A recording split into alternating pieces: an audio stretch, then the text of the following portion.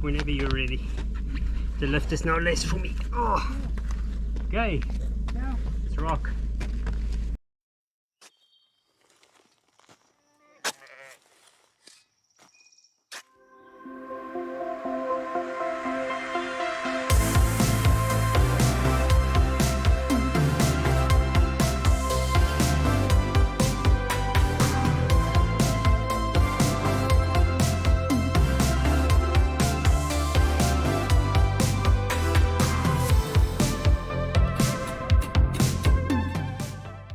Hello everyone, we are busy with some other work, but one of the viewers and a friend of mine, Joe, he said it would be a good idea if I tell you about the internet setup, so I thought, yeah, maybe that would be a good idea. So I think let's talk about options, your internet options, and then we can talk about what equipment you need. I think I can probably only be useful here in terms of what we've been using. So first of all, options.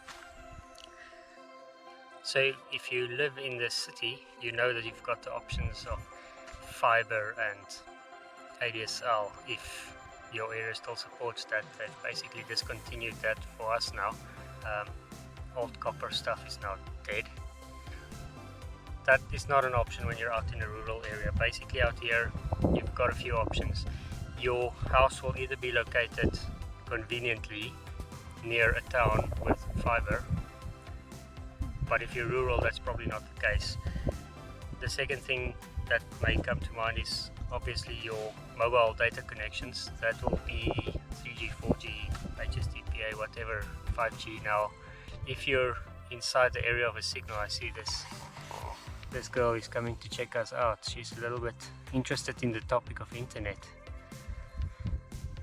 Hey big girl, what's up?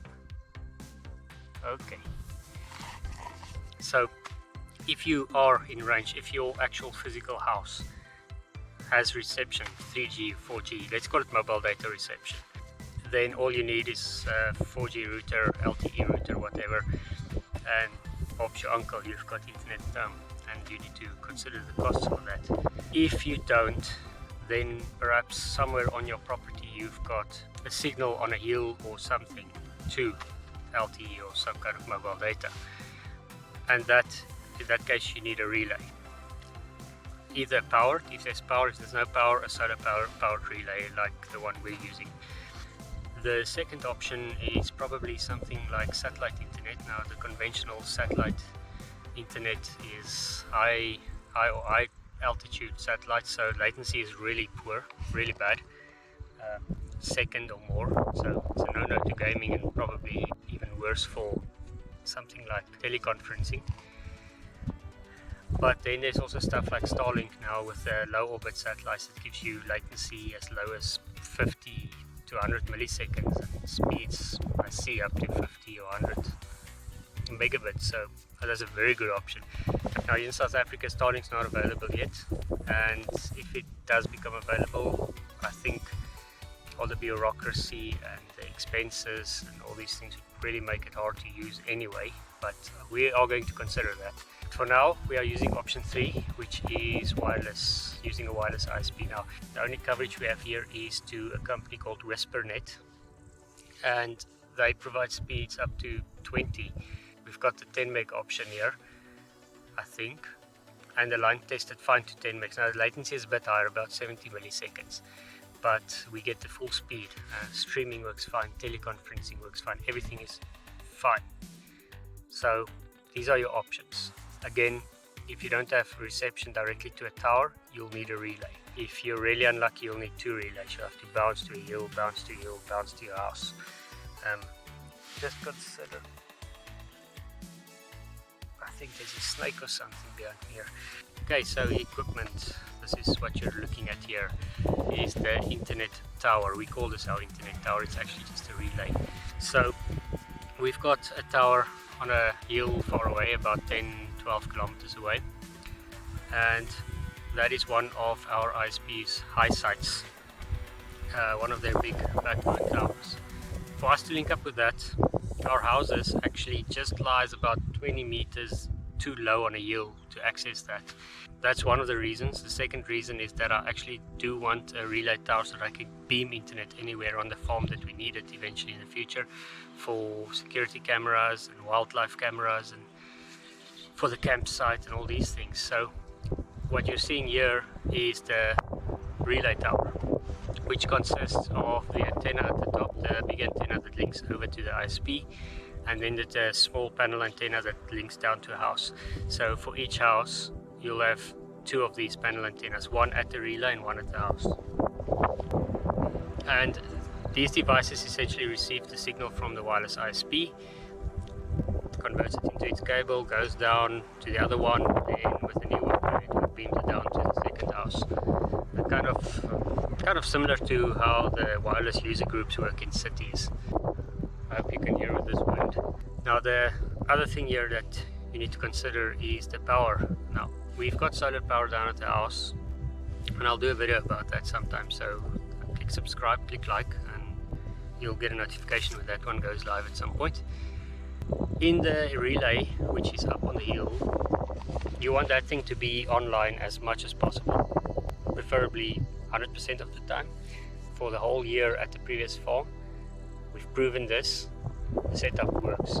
So it's got a deep cycle solar battery in the box at the bottom, and this box that you're seeing is nothing but a broken fridge, and we choose to use that.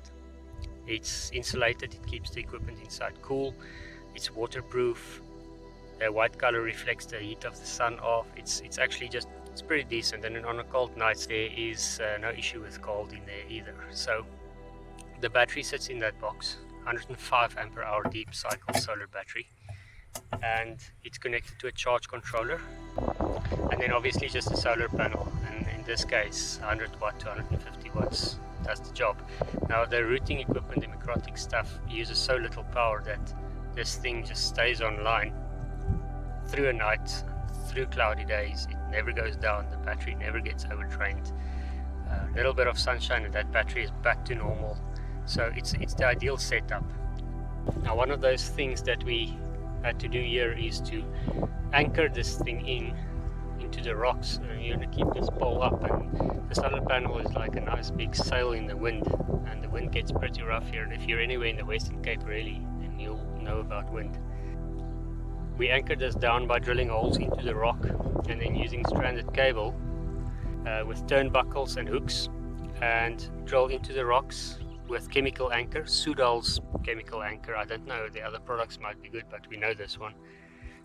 Inject it into the hole, and then the anchor inserted in the hole. We carried all this equipment up the mountain behind us, up the hill. It was painstaking and hot and difficult, but worth it. It's all anchored down.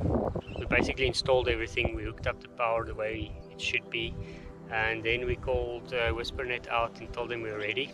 So the guy came out, set us up, aligned the antennas a little bit, found a signal, very good signal actually, and we are linked to the tower.